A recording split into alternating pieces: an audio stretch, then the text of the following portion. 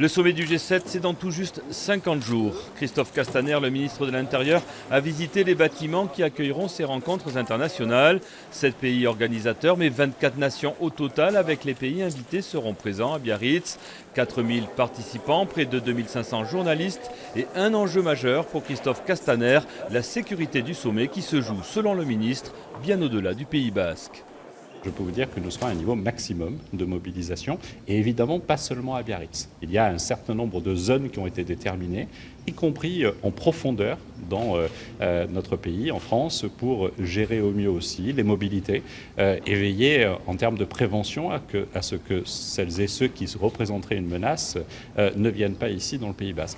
Le ministre souhaite un G7 réussi dans Biarritz, mais aussi un contre-sommet sécurisé à l'extérieur de la ville.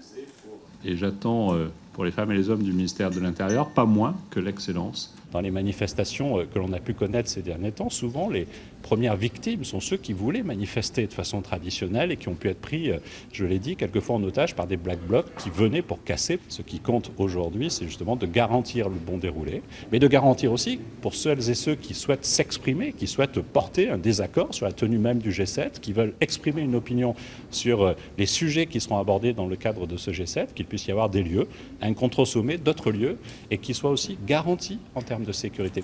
En fin d'après-midi, Christophe Castaner a rencontré son homologue espagnol Fernando Grande Marlaska à la frontière entre Irún et Hendaye, les deux villes qui accueilleront fin août le contre-sommet.